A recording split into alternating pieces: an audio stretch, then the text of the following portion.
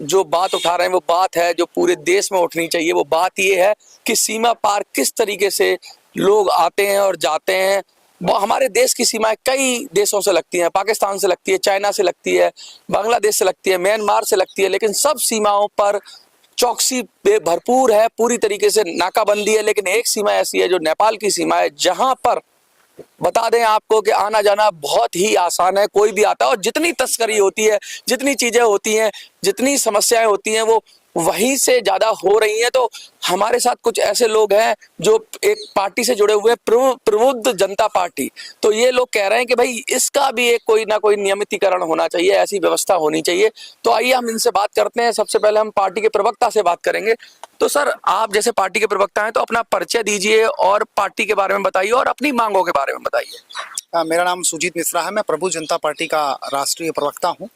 और आज जिस विषय पर हम लोग दिल्ली जंतर मंतर पर धरना प्रदर्शन और भूख हड़ताल के लिए आए थे, तो कार्यक्रम को धारा सीबीसी धारा 144 लागू होने के कारण जो है दिल्ली पुलिस द्वारा अनुमति प्रदान नहीं की गई है, जिस कारण से हमें जो है केवल ज्ञापन देने का ही अवसर कहा गया। और महामहिम राष्ट्रपति द्रौपदी मुर्मू जी के पास ज्ञापन सौंप करके हम अभी जस्ट आ रहे हैं।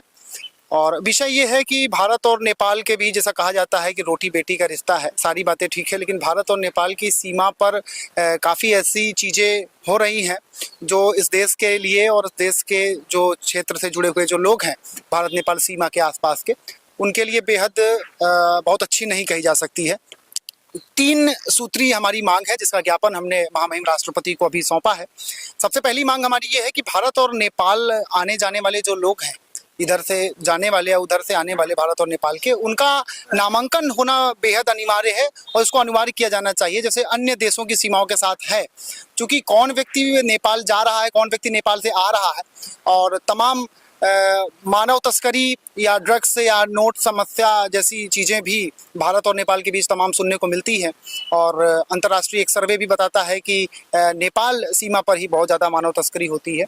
सबसे पहली हमारी मांग ये है। दूसरी मांग हमारी ये है कि भारत का जो भी व्यक्ति जाता है वहाँ पर निश्चित रूप से कोई नामांकन की सुविधा तो है नहीं सीमा पर, तो इसलिए वहाँ पर जो व्यक्ति जाता है उसके यदि कोई मिसहैपनिंग होती है, मिसबिहेव होता है, तो उसके लिए वहाँ पर स्थानीय स्तर पर एक कमेटी का गठन होना चाहिए, और जिसको भारत सरकार का विदेश मंत्रालय जो है उस पर अपनी निगरानी रखे।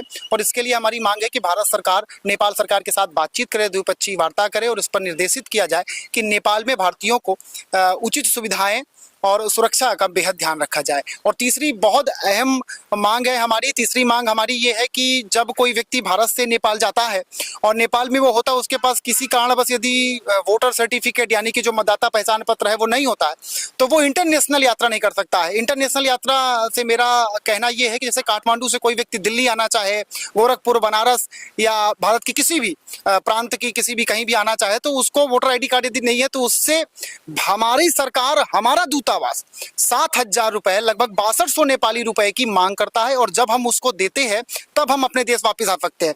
तो ये एक बहुत बड़ी समस्या है कि एक व्यक्ति जो नेपाल में है और किसी कारण से यदि वहां पर फंसा हुआ है, तो हमारी सरकार, हमारा दूतावास ही हमसे पैसे की मांग कर रहा है। ये बेहद निंदनीय है और खेदजनक है। और हमारी महामहिम राष्ट्रपति महोदय से ये मांग है कि इस शुल्क को तत्काल समाप्त किया जाए। और इस पर जो है तीनों मांगों को लेकर के हम एक बड़ा यहाँ पर जो है प्रोग्राम करने वाले थे, लेकिन चूंकि धारा 144 लागू होने के कारण हमें अनुमति नहीं प्रदान की गई। इससे तमाम लोग जो हमारे साथ आए थे या आ रहे थे उनको माननीय राष्ट्रीय अध्यक्ष जी के नेतृत्व में रोका गया, और माननीय राष्ट्रीय अध्यक्ष जी और मैं राष्ट्रीय प्रवक्ता होने के नाते हम यहाँ पर आए हैं और अपनी बात जो है ज्ञापन के माध्यम से महामहिम राष्ट्रपति तक पहुंचाई है। और एक बात और मैं कहना चाहता हूँ यहाँ पर बिल्कुल स्पष्ट शब्दों में कि यदि भारत सरकार हमारी इस मांग को और इस पर कार्रवाई नहीं करती है, तो निश्चित रूप से प्रबुद्ध जनता पार्टी राष्ट्रीय अध्यक्ष श्री प्रतीक मौर्य जी के नेतृत्व में आगे की जो कार्रवाई है, आगे की जो रूपरेखा है, इसको किस तरीके से करना है, जनता के बीच जाना है, वो निश्चित रूप से और प्रोटेस्ट होंगे। धन्यवाद। जैसा कि आपने पूरा जिम्मा उठा लिया है और राष्ट्रीय अध्यक्ष भी हैं आप, तो परिचय तो आपका दिया आपके प्रवक्ता ने, लेकिन एक बार मैं फिर चाहूंगा कि पार्टी की स्थिति बताइए कि कब पार्टी फॉर्म हुई और पूरा नाम अपना, और फिर बात शुरू करते हैं। सबसे पहले मैं जनता को प्रणाम करना चाहता हूं देश की। और प्रबुद्ध जनता पार्टी सितंबर 2023 में जिसका गठन किया गया, और अभी चुनाव आयोग के नामांकन में प्रोसेस पे चल रही है। तो सवाल इस बात का है, जब व्यक्ति प्रबुद्ध हो जाता है तो सबसे पहले उसे सुरक्षा की जरूरत पड़ जाती है। और सुरक्षा तो कम से कम रहनी चाहिए। तो सुरक्षा के दृष्टिकोण से हम विदेश पे ही जाने नज़दीक अपने देश की बात करने जाते हैं तो नेपाल ही हमारे नज़दीक का बॉर्डर है और सबसे अच्छा संबंध वहीं हमारा था। जैसे प्रवक्ता जी ने भी बताया सारी चीज़ें मांगों को लेकर के, तो यहाँ पे ज़रूरत सिर्फ वहाँ पे हमारे व्यक्ति के सुरक्षा किस तरीके से हम मुहैया करा पाएँ। तो कुछ लोग हमारे वहाँ पे गए, वो गायब हो गए और वहाँ पे गए और गायब हो गए। तो कई लोग, जब लगातार हमें ये सूचना मिली तो हमसे पहले पार्टी बनाने के बाद हमें सुरक्षा की ही बात के कहने के लोग आए कि आप भैया सुरक्षा कैसे मुहैया, वहाँ ये स्थिति बनी हुई है।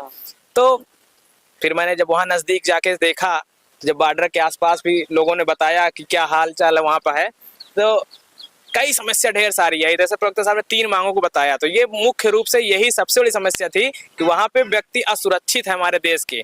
जब संबंध मजबूत हैं तो असुरक्षित कैसे? ये बड़ी बात है, क्योंकि देखिए हमारे जो दुश्मन देश हम कैटेगरी में डालते हैं, जैसे पाकिस्तान है, 3 बार लड़ाइयाँ लड़ी, चाइना से भी 4 बार हो गई, पाकिस्तान से तो चाइना से भी लड़ाई हुई। ऐसे देश है, वहां पर हमारा कोई व्यक्ति चला जाता है सीमा पार तो हम उसको आइडेंटिफाई कर लेते हैं कि वो कोर्ट लगभग जेल में है कि चाइना की किसी जेल में है। लेकिन नेपाल से कोई चला जाए, भारत से चला जाए नेपाल में, पता ही नहीं उसका, कोई पता नहीं चलता। इसीलिए हमने बार बार सरकार का भी ध्यान आकृष्ट कराना चाहा है कि वो वहाँ पे ऐसी व्यवस्था हो, नामांकन अवश्य किया जाए। कम से कम नामांकन हो, वीजा ना हो, लेकिन नामांकन इसलिए जरूरी है कि उसकी सुरक्षा, वापसी की गारंटी कम से कम रहे उसके पास। हाँ, बहुत तरीके से लोग चंगुल में फंस जाते हैं, ड्रग माफिया के चंगुल में फंस जाते हैं, और मैंने ऐसा भी देखा कि लोग यहाँ क्राइम करते हैं और उधर चले जाते हैं। और सबसे बड़ी बात तो हमारे यहाँ के अपराधी वहाँ छिप जाते हैं और पुलिस हमारी निहत्थे हो जाती है, दूसरे देश में कंसिडर कर पाती है। यहाँ से गाड़ियां भी चोरी होती हैं, वो भी चली जाती हैं, सारी चीजें, ये सब तो अवैध काम चलते रहते हैं। और कहते हैं सीमा भी उधर से ही आई थी। हाँ, वो तो आना है, महिला आ सकती, वो एक महिला, ये तो है, आना तो है, लेकिन वो दूसरा जो भी मामला उसका रहा होगा उसमें हम नहीं टिप्पणी करना चाहता हूँ। लेकिन मैं एक जरूर कहना चाहता हूँ कि मेरे आम नागरिक नहीं, बहुत मुखर रूप से आप ये मुद्दा उठा रहे हैं। क्या लगता है इस पे लामबंदी करके चुनाव लड़ेंगे? अगर ये मुद्दा सुरक्षा का है तो बिल्कुल हम इस मुद्दे को उठाएंगे। 2024 की तैयारी है? 2024 बिल्कुल तैयारी है। कितनी सीटों पे? कम से कम 5 सीटों पे तो हम रहेंगे। उत्तर प्रदेश 5 सीटों पे तो रहना ही है। क्या सरकार से गठबंधन होगा या नहीं होगा ये भविष्य की बात है, लेकिन हम तो चुनाव लड़ेंगे जी। देखिए, सीधा ताल ठोक दिए कि ये मुद्दा अब तक सरकार ने सॉल्व नहीं किया, तो इस मुद्दे पे चुनाव लड़ेंगे। और चुनाव एक ऐसा माध्यम है जिसमें मुद्दे को मुखरता से उठाया जा सकता है। अब देखना ये होगा कि सरकार इस पर क्या ध्यान देती है, और नहीं ध्यान देती है तो कम से कम हम तो इनको यही कहेंगे कि मुद्दा सही है, जायज है, और ऐसे ही लोगों के बारे में उठाते रहिए। और जैसे ही इनका आगे जब भी हम इनसे मिलेंगे तो इस पर ये जानने की कोशिश करेंगे, आंदोलन ये जो बनाना चाह रहे हैं इस विषय को, ये कहाँ तक पहुंचा और कितना बड़ा। देखते रहिए मिनी संसद।